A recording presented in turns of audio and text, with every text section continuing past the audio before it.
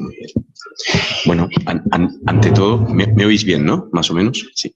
Bueno, primero quiero agradecer la invitación tanto de la Academia como de la Sociedad Balear de Medicina Familiar para participar en esta charla y, bueno, la verdad es que es un tema que me ha llevado mucho tiempo, mucho trabajo en los últimos años y os agradezco de verdad la invitación porque de verdad es un tema que vale la pena. Y ahora que estamos ya en una fase más avanzada del trabajo, cada vez los resultados lo refuerzan más, ¿no? Es decir, la importancia de todo este tema. Por decirlo de una forma, siempre es importante empezar poniendo un poco en sitio la importancia del cáncer de colon. Estamos hablando de una enfermedad que provoca entre 40 y 45 casos por cada 100.000 habitantes año, es decir, estamos hablando de una incidencia muy alta, 25.000 casos al año en España. La primera causa global de cáncer, la segunda en las mujeres detrás de la mama y la segunda en los hombres detrás del pulmón. Esto a veces según la estadística varía del segundo al tercero, supongo que depende de cómo hacen la recogida de datos y demás, pero es una causa muy importante. Pero sobre todo lo que es muy significativo es que cuando coges el conjunto de la población, pues claro, el número de casos año es con diferencia el tumor que provoca mayor número de casos al año en España. 25.000 al año, 25.000 personas al año es un número tremendo de gente. En Baleares, pues los números reproducen lo que tenemos a nivel nacional. 340, 350 casos al año, lo cual si tenemos en cuenta que la población total de Baleares es 1 millón de habitantes, pues da una medida de la importancia que esto tiene. Es decir, es una cosa realmente significativa. Y si luego nos comparamos con el resto de España, pues resulta que no sabemos muy bien por qué, pero resulta que Baleares es una de las comunidades autónomas que tiene mayor incidencia de cáncer de colon. No hay una explicación, digámoslo así, definida, exacta de por qué sí, por qué no, pero es que además, en el contexto nacional, somos una de las comunidades con mayor incidencia. La edad media de presentación son los 69 años y el 90% de los casos se producen después de los 50 años. Esto es importante porque es un dato pivotal a la hora de decidir en qué población quieres ejercer el esfuerzo de hacer un programa de prevención del cáncer, ¿no? Es decir, si el 90% de los casos son a partir de los 50, no tiene mucho sentido que hagas grandes esfuerzos antes de esa edad, ¿no? Es decir, si miras las cosas desde un punto de vista de coste-eficacia. Esto es importante, o esta la he puesto porque me ha llamado la atención el hecho de que aunque todos estos datos son avasalladores, cuando a la gente le preguntas qué tipo de cáncer es el que le da miedo tener, pues resulta que el colon está por debajo de todos los demás. Y en eso, digámoslo así, los digestivos en particular, pues hemos tenido, o los médicos en general, pues hemos tenido, entre comillas, parte de culpa, entre comillas, cuando digo culpa, no se tiene que ver tampoco de esa manera, pero se ha hecho mucho esfuerzo en divulgación o en explicar, pues, cáncer de mama, cáncer de pulmón, cáncer de tal, cáncer de cual, y el cáncer de colon nunca hemos hablado mucho de él. Y yo creo que en eso ha influido también el hecho de que muchas veces las pruebas que teníamos que hacer para diagnosticarlo eran pruebas un poco desagradables para los pacientes. Esto hacía que los pacientes a veces no les hicieran muchas ganas hablar del tema.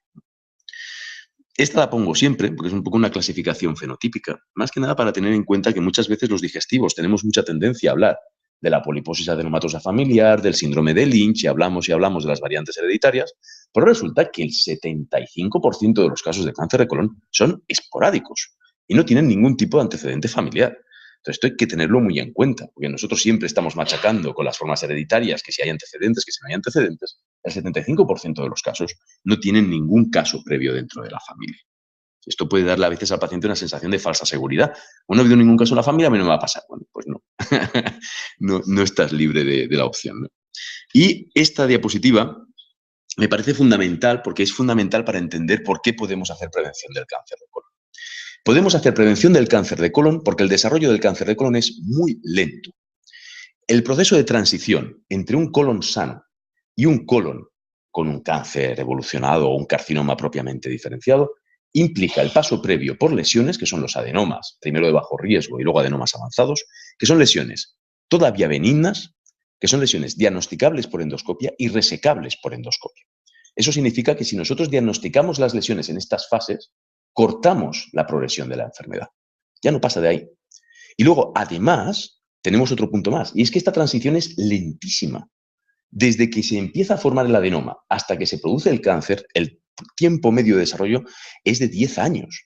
Y eso significa que tienes un periodo de tiempo enorme, 10 años, para en algún momento hacerle a ese paciente una endoscopia y poderle diagnosticar la lesión antes de que se forme el cáncer, antes de que empiece a tener síntomas. Porque, por desgracia, el 99% de los pólipos, o el 95%, son asintomáticos. Los adenomas generalmente no dan síntomas. Y los síntomas no empiezan generalmente, hasta que las lesiones ya se encuentran en una fase más avanzada tipo carcinoma. Entonces, este punto, este tiempo es, entre comillas, un regalo que tenemos porque es el momento en el que nosotros podemos hacer las cosas de manera más eficiente para el paciente. ¿A quién se le debe proponer algún tipo de prueba? Esto también es importante. Si el paciente tiene síntomas sugestivos de cáncer, pues lógicamente hay que hacérselo y ya está. Es decir, y todos lo sabemos, no hace falta revisarlos. Si el paciente está dentro de un grupo de bajo riesgo, es decir, tiene menos de 50 años y no tiene ningún antecedente familiar ni personal de cáncer ni de pólipos, pues a este paciente en principio no hay que ofrecerle nada, porque no tiene síntomas ni tiene antecedentes.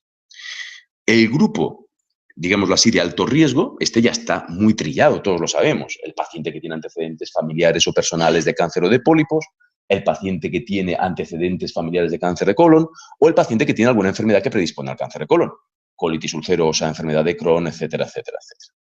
El grupo en el que hasta ahora no habíamos hecho nada o casi nada y que es el principal protagonista de todo lo que ahora estamos haciendo es lo que llamamos pacientes de riesgo medio.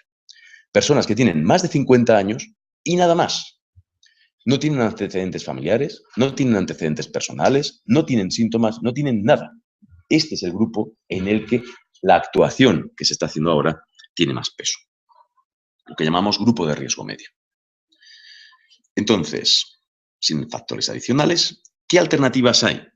Hay una tercera que no he puesto aquí, porque aquí se utiliza muy poco, pero que sí que se utiliza más en Inglaterra. Entonces, estas dos son las dos principales alternativas que proponen las guías clínicas. Sangre oculta en heces cada 1 o 2 años, esto dependiendo de la política que se prefiera, y aquel paciente en el que la sangre oculta en heces sea positiva, proponerle una colonoscopia o colonoscopia cada 10 años, si el sistema sanitario del país o la economía del país lo permite, que es difícil. Hay una tercera alternativa que utilizan, por ejemplo, en Escocia y en algún país anglosajón, que es hacer rectosigmoidoscopia cada 5 años. Y si en la rectosigmoidoscopia encuentras pólipos, ampliarlo después a una colonoscopia otro día. Pero, bueno, es una cosa un poco peculiar y que utilizan solo en algunos países. Lo que sí está claro y demuestran todos los estudios es que cualquier cosa que hagas en el grupo de riesgo medio es coste eficaz. Lo que sea que hagas, lo que sea sangre oculta en heces, sea colono cada 10 años, sea rectosigmoidoscopia cada no sé qué, sea colono virtual por TAC cada no sé cuánto, lo que sea que hagas es coste eficaz en este grupo de población. La situación del cribado del cáncer colorectal en Europa. Esto lo he querido poner, o he querido poner unas cuantas diapos sobre esto, porque si no a veces parece que es que cuando hablas de hacer cribado del cáncer de colon es una especie de iluminado, ¿no? Que tal, ¿no? O que estás haciendo una cosa que nunca se había hablado antes, o que es una cosa que tal. Pues no es así. O sea, hay un grupo europeo que se dedica, es decir, un grupo europeo que depende de la Unión Europea de Gastroenterología, que depende de la Comisión Europea, etcétera, de cribado de cáncer colorectal, que se reúnen una vez al año en una ciudad que se llama Brno, que está en Chequia, ¿vale? Supongo que les queda un poco a mitad de camino a todos, los del norte y los del sur, ¿vale? Y, por decirlo de una manera, trabajan continuamente cada año actualizando los datos y dando pautas de trabajo para todos los países que forman parte del entorno de la Unión Europea.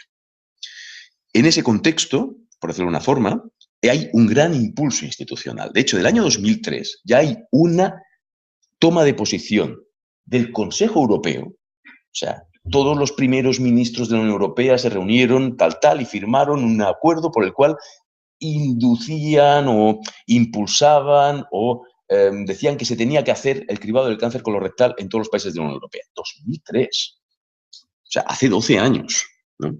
Pero es que vamos más allá. Múltiples conferencias y sesiones impulsadas por la Unión Europea, una guía europea de calidad del cribado del cáncer colorectal que está disponible vía web, abierta, sin ningún tipo de limitación a quien sea que la quiera consultar. Y el objetivo siempre de estos programas es que sean programas de cribado de base poblacional, que sean programas gratuitos, democráticos, entonces se tiene que entrecomillar, cuando decimos democráticos, de libre acceso a todo el mundo que esté viviendo en aquel país o en aquella población, y con control de la calidad de los mismos. Es decir, tienen que ser programas que tengan algún tipo de supervisión, control, oficina técnica de cribado, alguien que esté supervisando el trabajo que estás haciendo. Porque no sirve de nada un programa de cribado en el que el tipo que está haciendo las colonoscopias es un negado, que las hace mal y no encuentra las lesiones. Tiene que haber gente que está supervisando que el trabajo que haces se ciñe a unos resultados y que las cosas están funcionando de acuerdo a lo que se supone que más o menos ha ido saliendo en otros lugares. ¿Países con programas en marcha? Pues todos estos. O sea, prácticamente en todos los países de la Unión Europea hay programas más o menos avanzados, que cogen más o menos territorio, Es decir, pero en marcha prácticamente en todos los países de la Unión Europea. Y hay diferencias entre unos países y otros, y dentro de cada país entre cada territorio. Por ejemplo, en el caso de Italia, lo que vemos es que hay provincias con tasas de participación más bajitas, entre el 0 y el 45%, y provincias con tasas de participación más altas. Y provincias de las que no hay datos, no sé por qué. ¿No? Es decir, pero al mismo tiempo, un poco, porque esto puede ser un poco desalentador, decir, jo, tasas de participación bajitas y tal, pero es que resulta que tú te vas al país de Europa que lleva más años haciéndolo, que es Alemania, que ha publicado ahora los resultados del programa entre el 2003 y el 2012. Entonces, un programa poblacional ofrecido a toda la población alemana. 4.400.000 colonoscopias. Toma. En total, y esto un poco sacando los datos más llamativos del estudio para no aburrir y para poderlo condensar en el tiempo que toca. El número de casos de cáncer colorectal prevenidos. 6. Bueno, lo estoy haciendo en castellano, no sé si lo preferíais en catalán. Ahora me he lanzado y me da igual, quiero decir, no, soy bilingüe total. O sea, hasta 2015, 6.500 casos de cáncer de colon prevenidos. Hasta 2015, 6.500 casos prevenidos. Hasta 2025 calculan 12.600. Pero es que al 2045 calculan que habrán prevenido 16.000 casos de cáncer de colon. Esto supone que sobre 58.000 casos que tuvieron en 2003, en 2045 habrán prevenido 16.000. Es decir, que el cálculo viene a ser una disminución del 30% de la incidencia y la mortalidad del cáncer colorectal. Eso sin entrar en los detalles de las peculiaridades que tiene el programa alemán, que las tiene, pero los resultados son, entre comillas, demoledores, ¿no? Luego hay otro dato, que es el que les gusta siempre a los que ponen el dinero, que es el del el coste-eficacia. Es decir, a nivel de coste-eficacia, el dinero que hay que invertir para prevenir o para conseguir un año de vida ganado son, si haces la sangre oculta en heces cada año, 1.130 euros. Es brutal. Pero brutal sobre todo si lo comparas con programas que están funcionando, que funcionan bien, que a nadie se le pasa por la cabeza en ningún momento cuestionar, que cuestan para conseguir lo mismo 15.000 euros, ¿no? Entonces, el coste-eficacia es muy alto. Pero lo que os decía antes, es igual de coste eficaz hacer simodioscopia cada 5 años, no igual, es menos coste eficaz, pero es también coste eficaz, y es también coste eficaz hacer colono cada 10 años. Lo que sucede es que ofrecer colono cada 10 años a toda la población requiere una disponibilidad de medios que nosotros no tenemos. La situación en España. Pues el Ministerio de Sanidad lo incluyó en la cartera de servicios del Ministerio de Sanidad en el año 2013. Y los criterios que estableció fueron muy claros. Población diana de 50 a 69 años, que es el grupo de edad en el que se considera que el coste-eficacia de estos programas es más alto. Como prueba de cribado inicial, la sangre oculta en heces. Luego hablaremos de los tipos de sangre oculta en heces y por qué las nuevas sangres ocultas en heces que han salido son las que de verdad han posibilitado todo esto. Y que se hagan cada 2 años. En un periodo de 5 años para su desarrollo, es decir, que dan un periodo de tiempo de 5 años desde el 2013 para que las comunidades autónomas lo implementen, y en 10 años, desde el 2003, desde 2013, es decir, se espera que en el 2023 el 100% de la población pueda estar cubierta en el sentido de que se le ofrezca la posibilidad del cribado. ¿Cuál ha sido el desarrollo durante los últimos años? Claro, porque puede decir, jolín, estos tíos se lo han inventado, de golpe ponen esto en marcha. Es que, claro, el ministerio lo único que hizo fue poner por escrito lo que en cierta manera ya estaba haciendo todo el mundo. ¿Por qué? Pues porque en el año 2000 la única comunidad autónoma que tenía puesto en marcha algún tipo de programa de cribado parcial, porque era solo el Hospital de Bellvitge, era Cataluña. En el año 2006 se añaden Valencia y Murcia con programas con afán de ser poblacionales, ¿vale? Pero es que luego, si saltamos al año 2014, pues resulta que prácticamente todas las comunidades autónomas tenían puesto en marcha o bien programas completos o bien programas pilotos con afán de poderse convertir en poblacionales, ¿no? Es decir, que en cierta manera quedaban muy pocos territorios donde no hubiese en marcha algún tipo de programa. Es decir, que en cierta manera tenía sentido que el Ministerio diera un paso adelante y decir, bueno, las normas que yo considero que son las que tocan son estas, porque veo que ya todos estáis en marcha de alguna forma y esto hay que darle una cierta uniformidad. Esto sería un poco el resumen por comunidades, ¿no? Es decir, habría 11 comunidades con programas completos, programas piloto en marcha en 2 comunidades, iniciándose en 2014 en 3 y una comunidad que no tiene nada en marcha o no responde. De todas maneras, hay uno de los puntos que siempre es importante, que es decir, bueno, cuando esto se pone en marcha genera algún tipo de inequidad, porque vosotros lo ofrecéis, pero no lo puedes ofrecer o no lo ofreces a toda la población de golpe. Pero eso nos pasa a nosotros y pasa en todas las comunidades. Por ejemplo, si vemos en el año 2009, en el caso de Cataluña, sobre una población potencial receptora de 1,5 millones de personas, se ofertaba 84.000. Y en el caso de Valencia, sobre una población potencial de 1.080.000, se ofertaba 170.000. Pero es que, aunque dejemos pasar los años, la situación no acaba de ser ideal en ningún caso. Es decir, es difícil establecer un programa que sea de base poblacional, porque a veces hay hospitales con más ganas de hacerlo, hospitales con menos, gente con más ganas de incorporarse, gente con menos, y hacerlo bien, porque el problema no es hacerlo, el problema es hacerlo con los criterios de calidad que tiene que tener, ¿vale?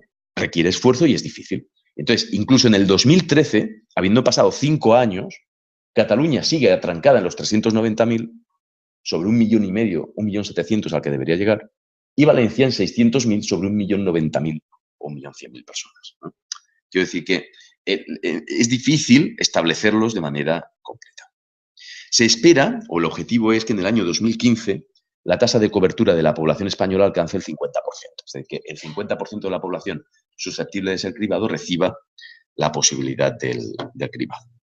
Hay un tema que es qué base de datos utilizas para invitar a la gente. Bueno, en general, la mayoría de comunidades autónomas utilizan la tarjeta sanitaria, pero hay comunidades que complementan los datos de tarjeta sanitaria con otras bases de datos, ¿no? Que pueden ser el censo, pueden ser otros sistemas. La situación en Baleares, pues se hizo un primer estudio piloto entre junio del 2013 y junio del 2014. Hablaré muy por encima del piloto por una cuestión, porque yo creo que el piloto tuvo su papel, pero creo que ahora el protagonismo se le tiene que dar al programa poblacional que acaba de empezar. Quiero decir, el piloto tuvo un papel muy importante, que fue el de, digámoslo así, ser la primera experiencia sobre este tema. Se hizo en 3 municipios, Muro, Ferrerías y Sant Antoni de Portmany en Ibiza, con una población diana total de 8.500 personas, de entre 50 y 69 años. Y los resultados que obtuvimos fueron superponibles a los que se han encontrado en otros programas en otros lugares, con una participación muy importante de primaria en las 3 islas y con unas tasas de participación que en Muro y en Ferrerías estuvieron por encima del 40% y en el caso de Sant Antoni de Portmany un poquito por debajo. Pero, es decir, los resultados fueron correctos o, por decirlo de una manera, los esperados o no diferentes respecto de lo que podíamos haber encontrado en otros lugares. Esta gráfica me gusta ponerla por una cuestión.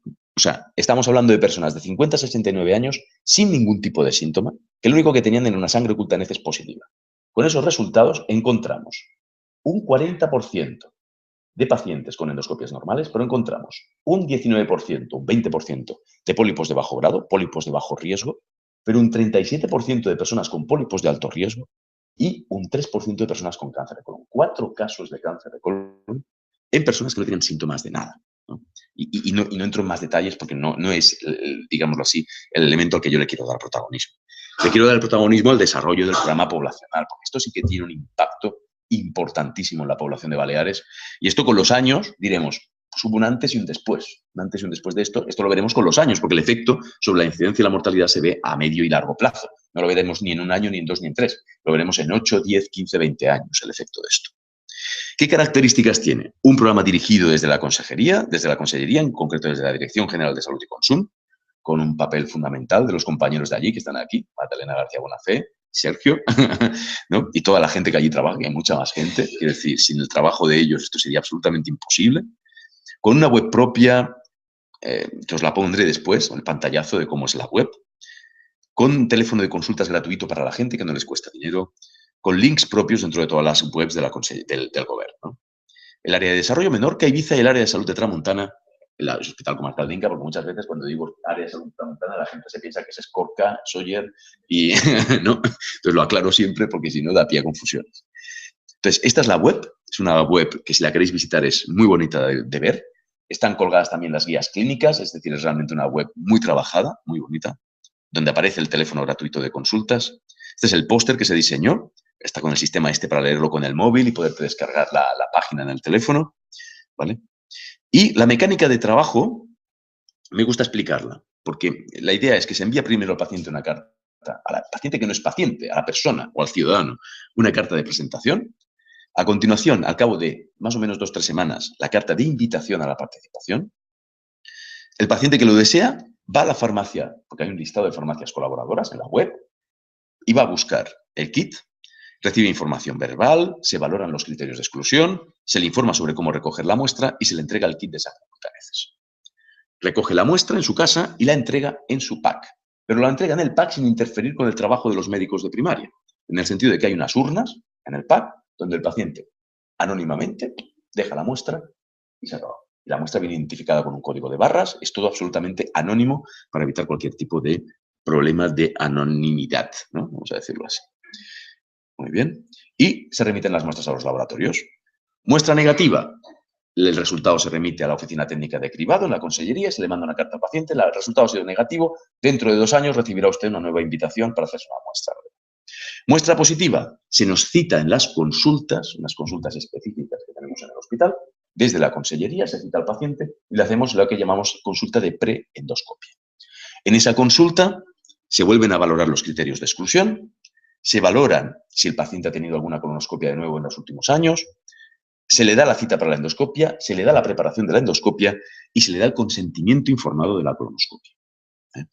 Se hace la endoscopia normal, pues a casa y nuevo entrar en el programa dentro de 10 años si todavía tiene la edad. Endoscopia patológica, pues ya se convierte en paciente. En ese momento ya sale del programa porque se ha convertido en un paciente con su patología, la que sea, que necesitará el seguimiento que sea que le toque. ¿Vale? Los criterios de exclusión, pues algunos son obvios. Antecedentes personales de cáncer de colon, síntomas sospechosos de cáncer de colon. Esto genera un beneficio colateral, porque hay pacientes que salen del programa, que no salen en la estadística del programa, pero los que les diagnostican los problemas aquí. O sea, cuando llega la consulta de preendoscopia o en la farmacia, no, es que yo me pasa tal y tal, ostras, es que usted no es que necesite entrar en el programa, es que usted se tiene que haber hecho una colonoscopia hace años. O es que tengo 2 hermanos que tuvieron cáncer de colon y yo nunca me he hecho una colon. O sea, es un beneficio difícil de valorar ese o de cuantificar, pero que también existe. O sea, pacientes que no entran en el programa porque tienen criterios de exclusión, pero que se benefician colateralmente del funcionamiento del programa.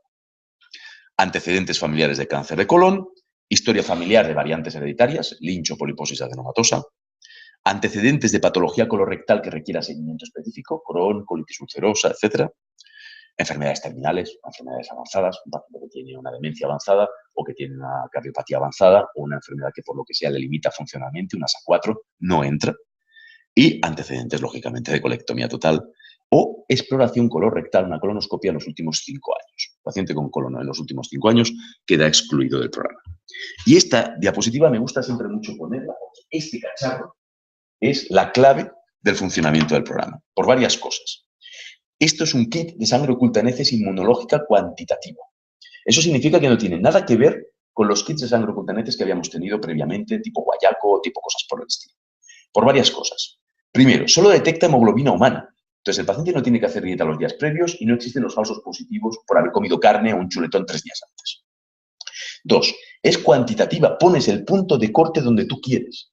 En los programas de cribado, por consenso, se suele poner en los 100 nanogramos mililitro, porque es el punto de corte que en programas que llevan más años se ha considerado correcto. 3, es tremendamente cómodo. Basta una sola muestra. El paciente se lleva esto en el bolsillo, se lo lleva a su casa. Es súper cómodo de utilizar porque solo tiene que introducir el bastón en la caca, hacer así y volverlo a cerrar. Y ya está. Evitar que esté en un sitio especialmente cálido, que eso en España es un problema en verano, puede tenerlo en la nevera y entregarlo en el centro de salud. O sea, simplemente esto. O sea, es un paso adelante brutal para los programas de cribado. Aquí jugó un papel fundamental Magdalena Vila, del Laboratorio de Análisis de Son-Espaces, en el desarrollo de esto, la verdad. Este es el kit o la hoja explicativa que se les da a los pacientes de cómo tienen que recoger la muestra. Si me alargo, voy muy rápido, muy despacio, me lo decís, ¿eh? Quiero decir, yo intento ajustarme más o menos para acabar en el tiempo, ¿vale? Y el punto de corte, lo que os he comentado, los 100 nanogramos mililitros. ¿Qué resultados llevamos hasta ahora? Claro, tened en cuenta que son resultados muy preliminares. Las primeras, digamos, el primer trabajo efectivo empezó en febrero y estamos en mayo, o sea, llevamos escasamente 3 meses de trabajo. En el caso de Tramuntana, además, que es donde empezamos en primer lugar y es el hospital que lleva más tiempo haciendo cosas. Pues llevamos enviadas 6.276 cartas de presentación, 4.500, redondeando el número de invitación, 1.500 test de sangre oculta en heces cursados, 103 muestras positivas. Eso significa, estos son fechas, estos son datos hasta el 8 de mayo, o sea, hasta como aquel que dice el viernes de la semana pasada. Tasa de positivos de un 7%. Y insisto, yo solo lo hago aquí de portavoz del trabajo que hacen en la consellería. O sea, yo, mi parte, mi colaboración en esto es esto, El resto del trabajo, el 95% del trabajo lo hacen los compañeros de allí. Estos datos o sea, lo digo porque no me quiero ponerme en el sitio que me toca, ¿vale? Porque, es decir, es importante. Consultas de preendoscopia realizadas 80, hacemos 10 cada semana, por eso sale un número redondo. Colonoscopias realizadas 46, esta semana habremos hecho 13 más, o sea, estaremos en 59 cuando acabe esta semana. Y resultados, pues fijaos en esto, 35 pólipos hiperplásicos, 36 adenomas tubulares, 14 adenomas tubulovellosos, 3 adenomas cerrados, 4 pólipos inflamatorios, 7 pólipos mixtos, una sola colonoscopia sin lesiones, de 40 y pico colonoscopias, un carcinoma in situ y 2 adenocarcinomas fetens, por decirlo así. Que la prevención del cáncer de colon es posible, que la tasa de curación es del 90% en estadios iniciales, que la prevención del cáncer de colon es coste eficaz, que se tiene que hacer con programas centralizados. No sirve lo que hacíamos hasta ahora. Cuando digo que no sirve, me refiero a que era una especie de, tenía beneficios particulares para pacientes particulares, pero no sirve en el sentido de que no sirve un programa en el que tú no tienes una oficina técnica de cribado que controla lo que se está haciendo. Eso es fundamental, porque necesitas que alguien controle qué tasa de positivos tienes la sangre oculta en heces, por si hay algún problema. Necesitas a alguien que controle que la calidad de las endoscopias es la que toca. Necesitas a alguien que revise los informes de las endoscopias para ver que sean como corresponde. Alguien que vaya revisando las patologías para ver que no haya cosas que te estés dejando. Si no tienes eso, no tienes de verdad un programa. Y hacer los controles de calidad que correspondan, ¿no? El impacto previsto es una disminución del 30% en la incidencia del cáncer de colon, que es una barbaridad. Entonces, estas os las pongo porque es de cuando hicimos las presentaciones del programa piloto, en su momento, un poco para transmitir el hecho de que son programas que realmente levantan, digámoslo así, ¿cómo lo diría?, la atención de la gente o el entusiasmo de la gente, ¿no?